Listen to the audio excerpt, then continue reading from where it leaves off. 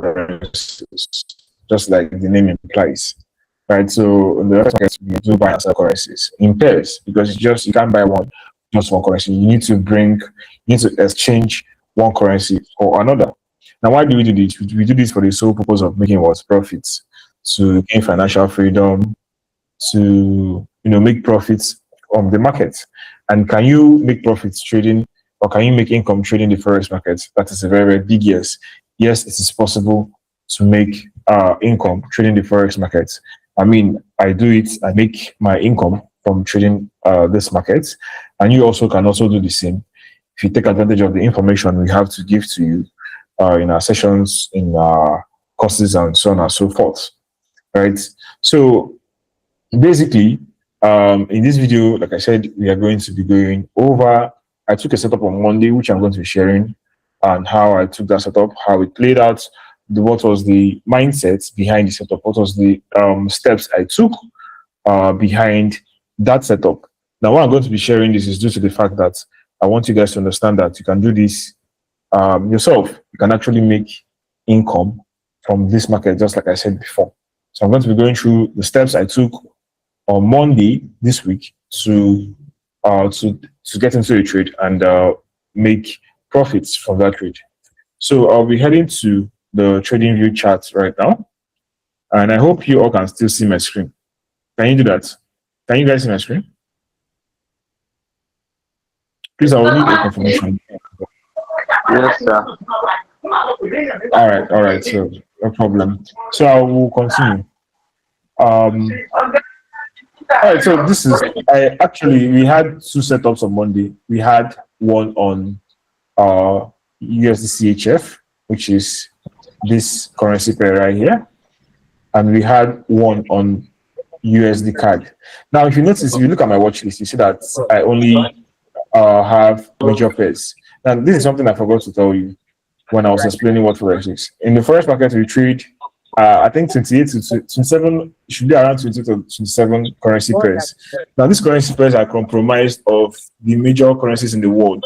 Now, what are the major currencies in the world? We have the United States dollar, which is, everybody knows that currency because it's very, very, very, very important. It's a very significant currency, and the economy is also the biggest economy in the world. So we have the United States dollar, we have the pound, that is the British pound, we have the euro, we have the Swiss franc, we have the Canadian dollar, we have Japanese yen, we have the New Zealand dollar, and last but not the least, we have the Australian dollar.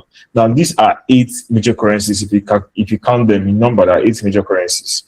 If you combine these 8 major currencies together, you're going to be getting 28 currency pairs. Now, if you look, just like I said before, if you look at my watch list, you're going to see only the major currencies. So we have 1, 2, 3, 4, 5, 6, 7 currency pairs, which are the major currencies. Now, these 28 major currencies that I just told you that is made up of this 7 major currency in the world, they're subdivided into 2 actually. We have the major currencies and the minor currencies.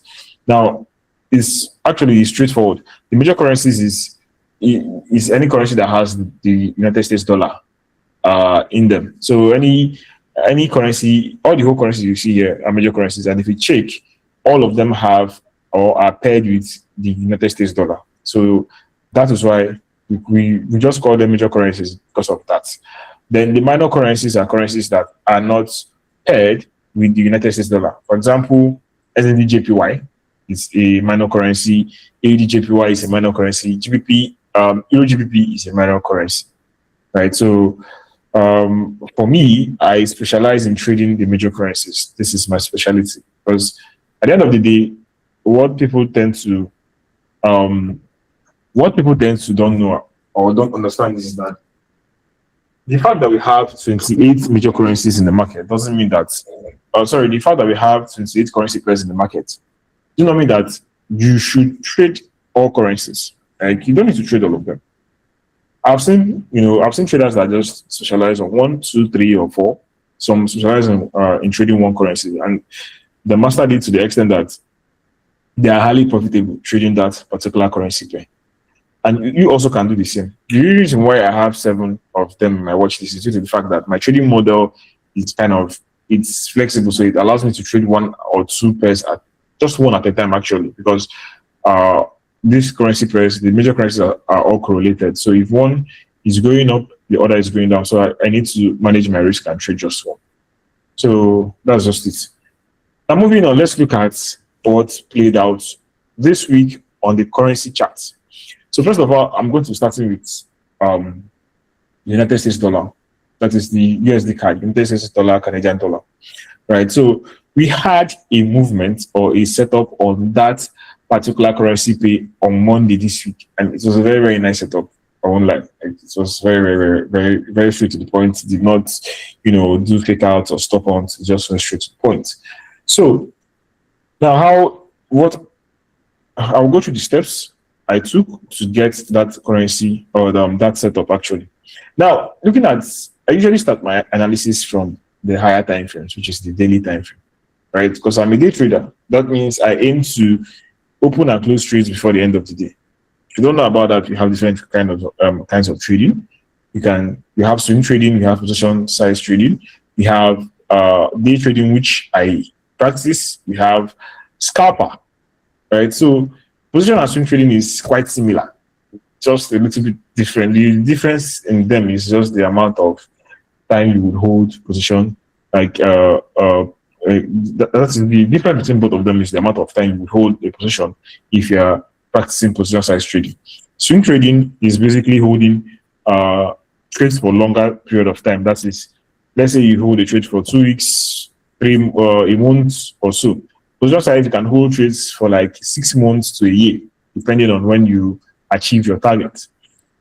Now, if you come down to day trading, which I practice, is just like I explained before, getting into a trade today and closing it before the end of that particular day. Day trading might not even take me up to 3-4 hours to, practice to finish in a day, depending on how volatile or liquid the market is on that particular day. Now, for scalping is where it gets more adventurous. And scalping, you aim to open and close trades in a matter of minutes, seconds, and so on and so forth. So in space of 10-15 minutes, you're done with your scalper. Sometimes it might even take 2 minutes, 1 minute, sometimes seconds. So it all depends on the model the scalper or the trader uses to scalp. So for me, I am comfortable trading the day trading method, which I practice. So this is what I'm going to be teaching you guys today. I'm going to be showing you the steps. Okay, just like I said before, the steps I took to get into the setup on USD card. Now, for me, I always start my journey or my analysis. I always practice a top-down approach. So I start from the higher time frame to the lower time frame, right? So the higher time frame I use is the daily time frame. 4-hour time frame is my setup time frame, and my entry time frame is always the 1-hour time frame. That is what every trader should do. So if you don't have that in your arsenal, you should start to practice that, because some traders always have, they kind of get it wrong where they just tend to enter the markets randomly, enter and exit without having a set of written down rules that should be taken to to trade these markets, because you actually need to be disciplined if you want to make income from this particular niche, this particular industry. This is an industry that awards or that rewards traders that stick to their risk, stick to their discipline, and they always find it successful at the end of the day if that trader or the trader sticks to that particular set of rules, right? So now over here, this is the daily time frame. Now, what do you see on the daily time frame is we have a bearish trend, because if you look at this, you made a high, a lower low. So my intention was for price to put in a new lower low here. That is to continue this trend, because I always tend to go for a continuation rather than a reversal. So I was of the opinion that the market is still going to be, bearish for this week, going into this week. So if you go down to the 4-hour time frame, let's do that real quick. Now this is on 9th. Monday was 9th, I think. So yeah, Monday was 9th. So it was on 9th of February. I took that trade. So this is 9th. Let's look for 9th. Like this 9th should be around here somewhere, I think. Yeah, this is ninth. Around here was ninth um of February. Now, what do you see here?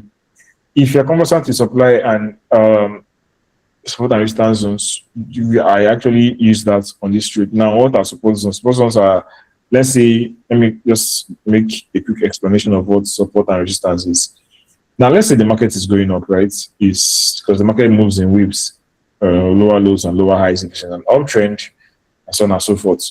So let's say we have a resistance zone up here, right?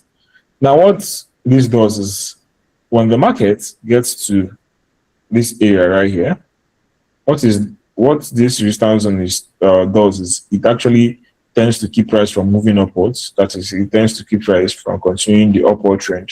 Rather, it has a high tendency of sending it to the other side, which means that the market is going to change direction and start going into a downtrend, just like you see here. So for the downtrend, what we usually see on the downtrend is we put in lower lows and lower highs, lower lows and lower highs, just like it's just the opposite of what you see here. The uptrend, we are putting in higher highs, higher lows, highs and higher lows, while the downtrend, we are going to put in lower lows and lower highs, right? Now, for the support, let me explain what support is here. Now, support basically means that, let's say we have a support here, right? It acts like a floor. The resistance acts like a ceiling, while the support acts like a floor. Now, what does it do? When price gets to the support zone here, it tends to what? To kind of keep price from going lower. Rather, it has a high tendency of what? Forcing it to break structure and what? Start printing higher highs and higher lows. Right?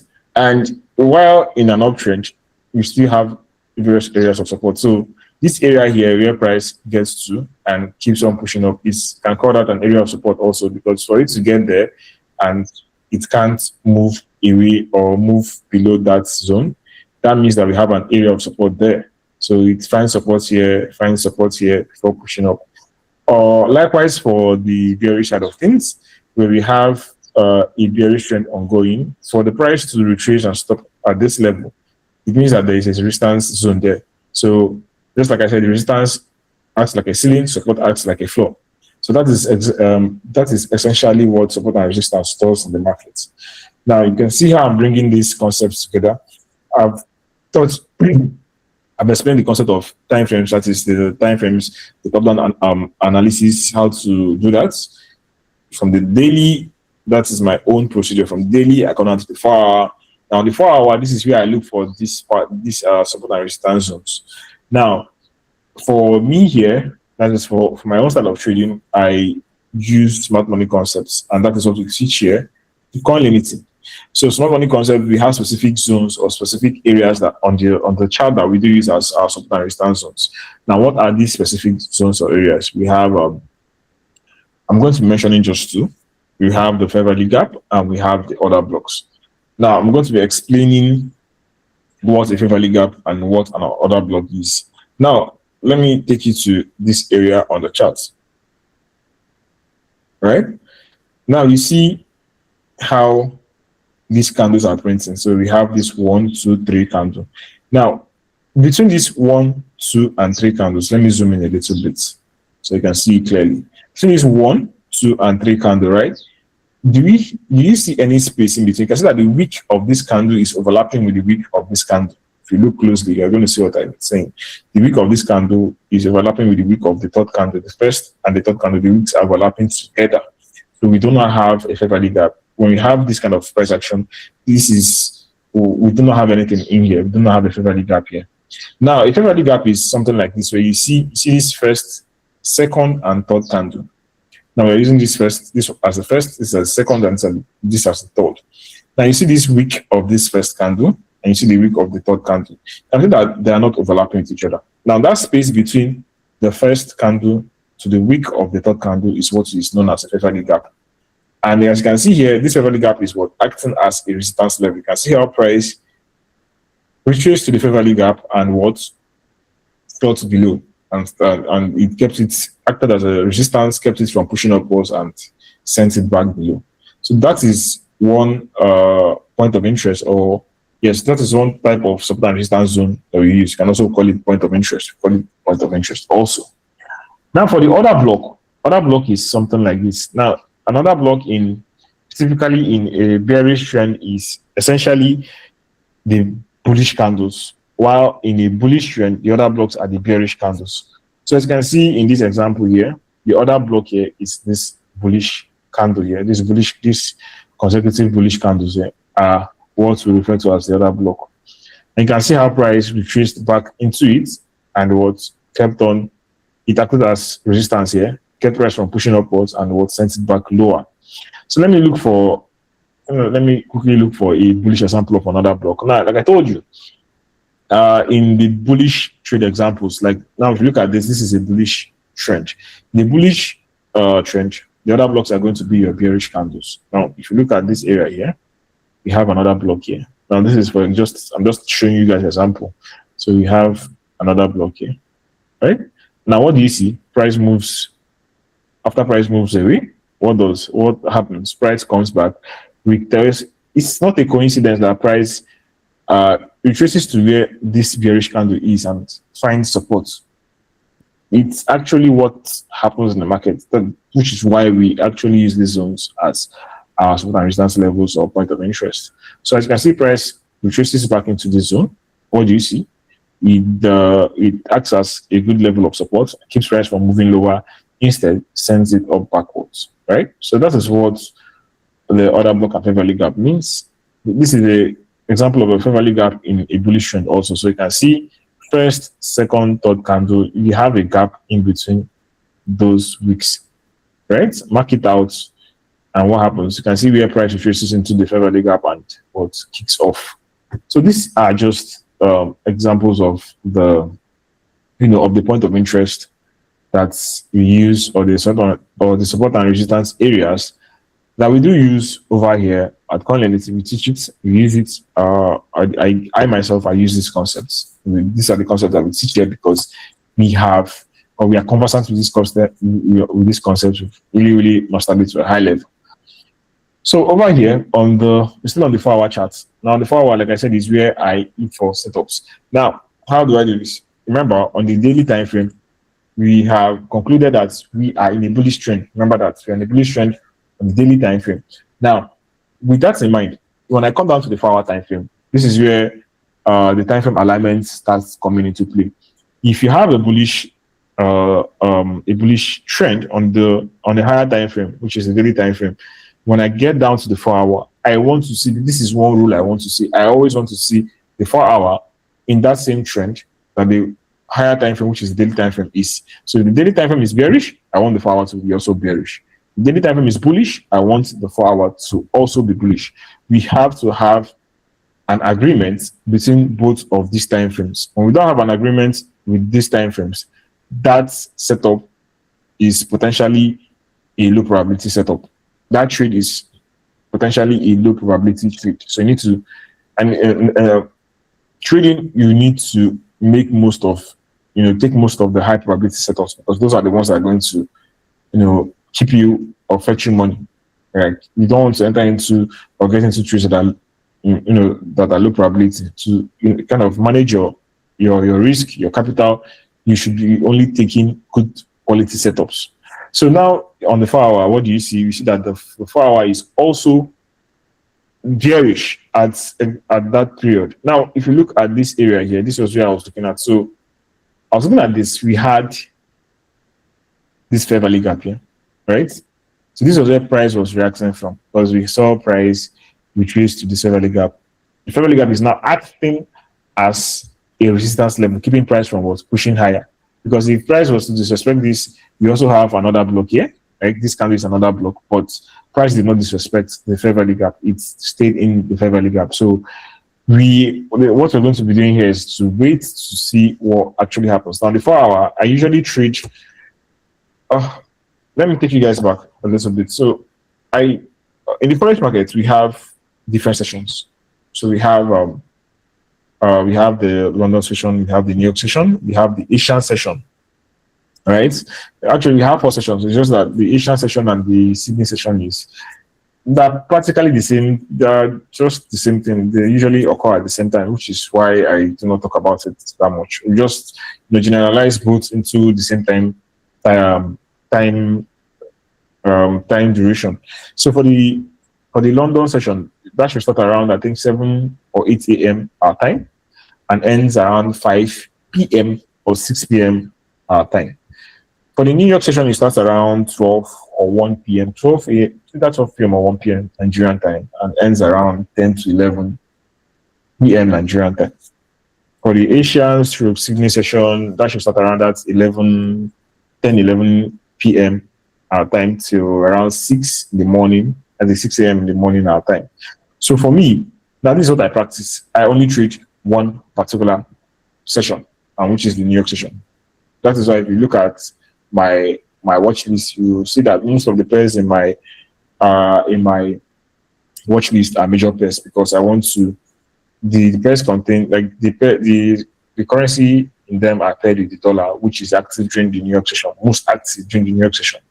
Now, does that mean that these pairs are not going to be active during other sessions? Yes, they might be active, but they will not be as liquid as, or there will not be liquidity that much compared to the New York session. There will be always be, now when I talk about liquidity or volatility, I mean the kind of movement I'm looking for. I want, a bold and sharp movement. If you're trading most of these currencies in other sessions like the Asian session, you might not have that, drastic movements. You might just have a slow, choppy movement. So that's basically why I trade New York session. Another reason why I trade is due to the fact that it coincides with our time here in Nigeria. So in the morning, London session, I'm still waking up from sleep. I've not had time to reconfigure myself yet. So I am not in the best state of mind to approach the chart at that moment or at that period. But the New York session, which coincides with our time around 12 a.m., I'm already active. I've done what I'm supposed to do in the morning. I have freed up my time so I can focus more on my analysis. So these are the two reasons why I basically trade the New York session. So back to what we're discussing about the setup. So we are here, right? And now we have this fair value gap, right? We have price, we trace this fair value gap. So what next? Now this is where I will start waiting for my session to kick in.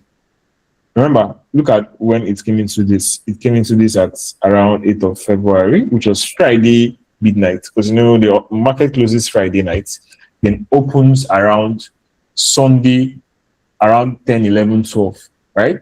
Going into Monday morning. So I came into this area. I was waiting because I can't trade it around this period. I have to wait till my session is active. Now this is Monday, 7 a.m. in the morning. Now this is the 4-hour chart. So each candle here is for 4 hours each. Each candle here takes 4 hours to finish printing. So this is the 7 a.m. candle. I'm not still active during this period. So when I'll start being active is around 12 p.m. Nigerian time. Now let's move down. I already have my setup. Remember, this is the setup. Now I'm looking for an entry. So first of all, look at the steps I'm taking. The first step you take is to define your trend. Now, how do you define your trend? By using the higher time frames. This is what we call top-down analysis. You start with the higher time frames, define the main trend. To define the main trend, you have to keep that trend in mind, and you work with that trend on the lower time frames. Now, I have a bearish trend on the daily time frame. Come down to the 4-hour time frame. It's on the same trend with the daily time frame, which should be good. That's what we call time frame alignment. The next step is to look for setups, which I've done here by looking for a support or resistance zone to take that trade off of, because you have a probability when you're trading off a support or resistance zone, you know that yes, there's something backing that movement or that trade you're getting into. You don't just go and let's say, oh, the market is already falling, it's falling, and you get into the trade here. No, it's already too late because you did not get in at the specified bus stop. Let me just use this analogy. This is like a bus stop where you bought the bus. When you bought the bus here, you bought it without stress, right? Than taking it, let's say trying to get in around here is going to be more problematic because you can get in here and let's say the pair might have hit his target for the day, might have met his targets for that day. Now when you enter here, what's going to happen? It's going to reverse on you. And that is, it's reversing to, let's say, cheat this reverse this new order block that's created. And if you get in here, you're going to be bearing the losses until it starts moving in your favor again. But if you're patient and you know what you're supposed to do, you respect the discipline, your rules, and you set it, or and you get in at at high probability levels, like the support and resistance levels I just showed you. Yeah, let's say you get into like the let's just for instance, you market retraces and you get into the trade at this other block where it retraces to. You're going to be having more. You can make more. That's just the thing. You can make more. And you will have more backing around your trade because you know that you're getting into this trade at a resistance level. So if it breaks the resistance zone, you know that your trade is null and void. Your trade is like that trade idea is not valid anymore. But here, if you get into here and it starts retracing on you, you can't. The trade idea is still valid. It's just that there's nothing backing your trade. The support or resistance zone, which is in this case is up here, and you got into the trade here. So you are going to be bearing the drawdown until price reacts off this support or resistance zone before pushing lower. Then let's say when it's pushing lower, when it's now finally pushing lower and doing its next wave, that is when you will not see profits. But you might not even see much profits because if you compare yourself with someone that got into the setup at the specified area and you that got into here, the profit that person is going to make from this trade is going to be much more higher than your own because you got in at a better price than you that got into its chasing price. So back to the setup, we had this, and the next thing I do here is now to wait for go down to the 1 hour and look for an entry. So on the 1 hour, this was my my approach. You can see on the 1 hour, what do you see? Is this bearish or bullish? You can see the 1 hour too is also what's bearish because we're creating lower lows, lower high. Now, what I did here was specifically wait for a good entry. Now, I was looking at this because I usually start around 12, like I said. So this is 12 o'clock, and this is 12 p.m. Nigerian time. Good. Now, look at this. We had a high, we had a low. Remember, we were bearish. I was looking at this, following this price action back to back, step by step, wave by wave, because I was very, very interested in this setup on that particular day. So the daily time frame is bearish, 4 hours is bearish. We had our setup on the 4 hour. Now we are looking for an entry. Now when we come down to the 1 hour, the first thing I always do this on the 1 hour, on any time frame I'm on. I always make sure that it aligns with the overall trend. Coming in, if let's say I came into the 1 hour time frame, right, and the 1 hour time frame is in a bullish trend, I'm going to stay away until that 1 hour, gives me the same picture or paints me the same picture the other time frames, the higher time frames before it are, telling me. So if it's bearish, if I'm bearish from the daily, the 4 hour coming down to the 1 hour, I want to see, this is very, very important. This is where most people fail it. I want to see that the 1 hour is also in alignment with these higher time frames, with the higher time frames before it. If it's not in alignment, that means it's not yet time to enter that trade. You have to wait till it aligns with those other time frames. So as you can see here, it's in alignment with those other time frames, right? It's now creating, and my thought process was, okay, we've reacted from this point of interest on the 4 hour. We've created a new low, right? Now that new low, what did the new low come back for? You can see that at creating this new low, we created another block here, right? Now what do you see happen? You see price retrace back into the other block. You can see how these support and resistance areas that I showed you guys are really reacting to the market. It's not as if I'm using hindsight. These are things that we've been using for long. It's been working. It's very, very, very, very straight to the point. It's not, you're not marking up any zone and calling it a support or resistance area. No, we are looking for specific things. In favorably gap, the other block, the quicker blocks. Now for this seminar, for this webinar, I'm only touching on the other blocks, the favorably gaps. You can take up any of our courses if you want to learn more on this on this point of interest. So, because in this courses we go more in depth, we explain this more like more in depth, more deeper. But for this session, this is going to be just a short session, so I don't have much time to go into explaining of each of these point of interest one by one. No, I can't do that because you are time limited on this webinar.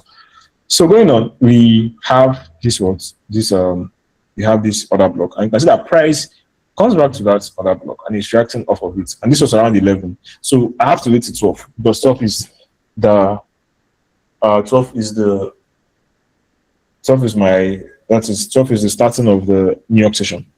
So what happens? You can see once it's 12, what do you see? The price starts to move.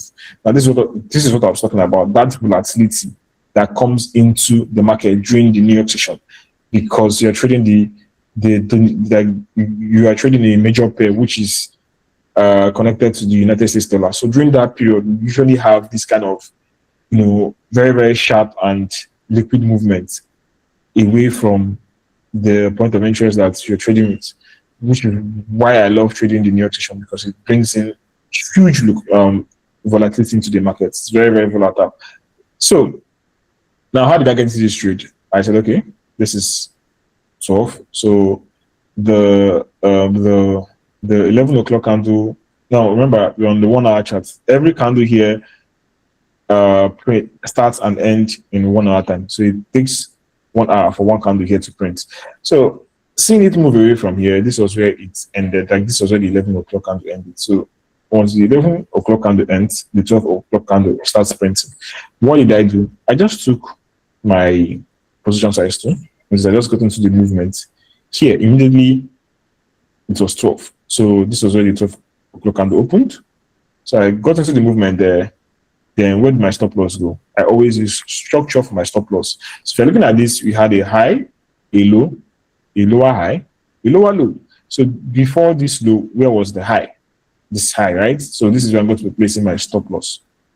And for me, I usually go for a 1-to-2 or 1-to-1 ratio, depending on how I'm feeling on that particular day. If I don't have much chance, I don't have much time, I usually go for 1-to-1. But if I know I have time to spare, I would, and I see that I caught the trade at the right time. That's like I caught the trade earlier on.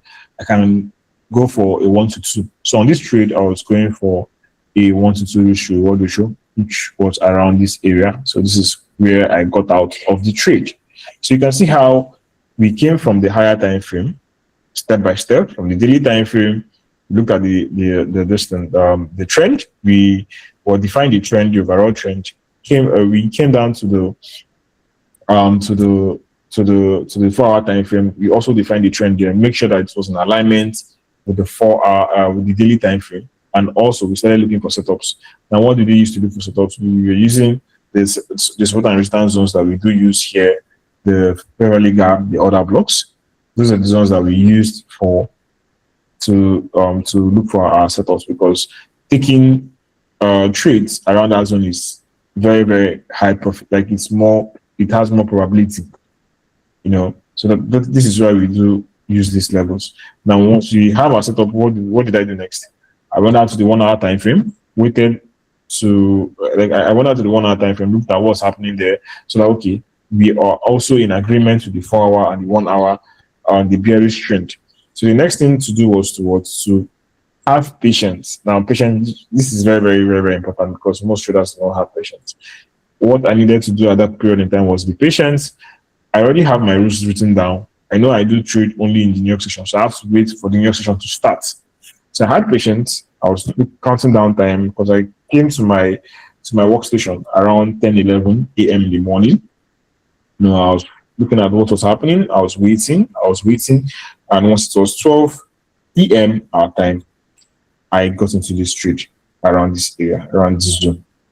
I got into it, set my stop loss where it's supposed to be, using the structural, that is the market structure of the pair, and what I set my target at 1-to-2, which you can see gave me that without stress. So that is how we approach the markets. So I don't know, guys, if you guys have any question for me on this explanation here. Or hello, hello, Hi, sir. guys, can I meet? If so, this is you can ask. I just pause here. I just showed you guys. So, do you guys have any questions on that? No, sir, we don't have any question. All right. So remember, the reason why I'm through this today with you guys is to show you the possibility of what you can achieve with this. Now, this here gave me a total of I think up to like 200 $300 for this particular trade because I took this trade on a small account. Now, with that in mind, you know what that amount can do for someone in Nigeria here, because $300 is like should be like I think dollar should be around 130, 1430 now. So if my calculation is right, that should be $100 should be something around 143,000 naira. If I'm correct. So and in mid 300, so 143,000 times 3, that should give you, I'm correct, that should give you, um, real quick, that should give you 429,000 naira, right? So making that in a day, it's very, very, very, very, you know, it's very unique for someone living, especially in this part of the world, because we know how much is the minimum salary over in Nigeria. So, like I said, I got into this. The main reason I got into forex trading is due to the fact that I want my freedom. I want to earn more. That's it, because it gives me the freedom to earn more by the side, and support other things I'm also doing in the process. That's is the reason why we are here, to know what's possible with this. And this is the reason why I'm showing you guys that it's actually possible doing this, right? It's not random. It's not the more you look, the less you see. The fact that most people have bad experiences trading FX is due to one reason and one reason only. Most Nigerians treat forex trading as a get rich quick scheme, right? They see that something that you can just put in this amount of money today, and you're getting in billions or millions of money tomorrow. It doesn't work that way. That's just the truth of the whole matter. I'm being real. It doesn't work that way. This requires skill. And anything that requires skill, as a newbie, it is going to take you time and effort to what master and learn. You don't just come into. Have you ever seen someone go to learn furniture, that is making of furniture, and learns it in 1 day or 1 week? No. It takes experience. It takes time. You have to give it time, years if possible. It took me years for me to really understand what I was doing here. If I'm not correct, this should be my 10th or 11th years now. 11th year trading FX. I was learning for the first 8 years. I was learning. I was making mistakes, going back to the drawing board. I'll come back and I'll say that, okay, I'm still having this problem. I have to go back again. Now, if I was to give an advice to anybody starting off, I would tell the newbies, please do not chase money yet. Especially when you're a newbie, don't fall for the social media hype that, oh, I made 1 billion or 2 billion or 5 billion in 1 hour. No, it doesn't work that way. It's going to take time. The reason why it took me time to get to this stage is the fact that I was self-learning. I did not have a mentor. I did not have someone to tell me, oh, you're doing this the wrong way.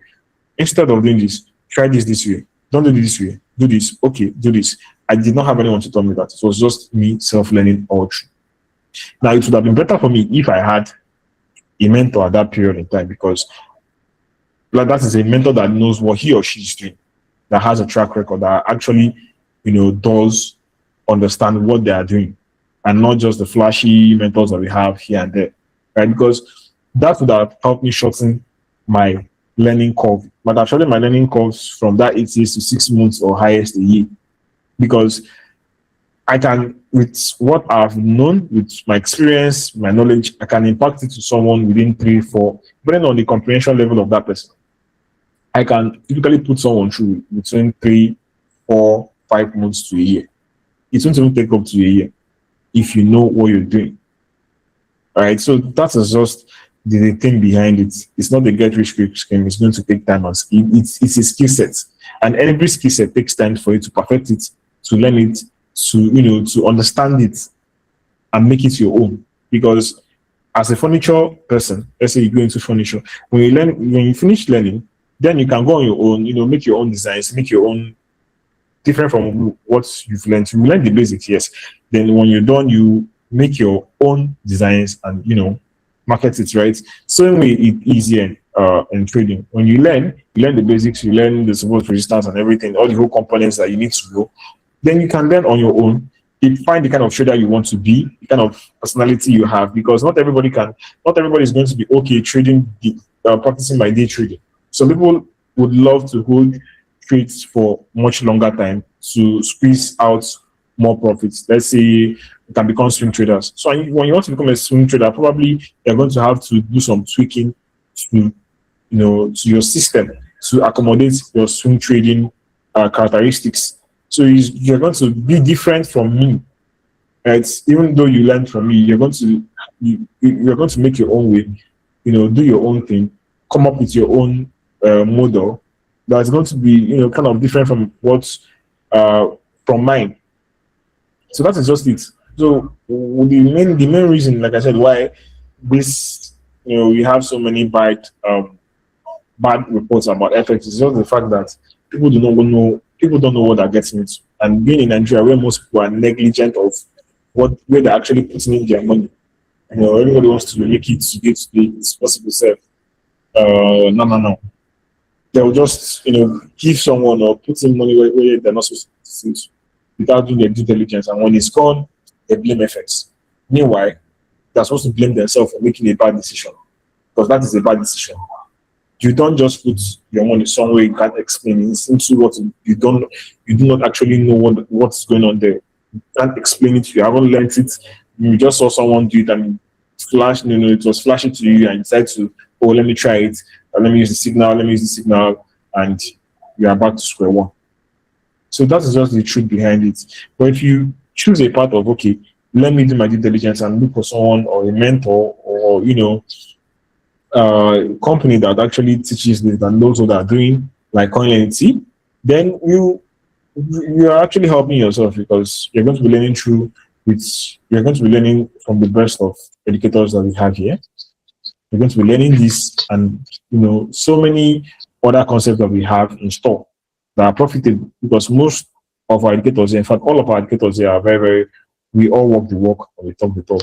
Profitable, we do this for a living. So it's easier for us to teach it to anybody at any time. You can essentially hop on the session and you find an educator ready to take you through the chart, explain things that you don't understand. Because we do this on a regular basis, we do this weekly. So we're always having people come in and go out, and we always talk about the same thing, show them the same thing. If they're having issues here and there that we can help them solve, we do that. Right? So that's essentially it for this session. So let me ask again, does anyone have any question based on what we've talked about today? Any question at all? No? Hello? No questions, sir. All right. So on that note, I'll have to sign off here since we have no questions for me. I will see you all next week then.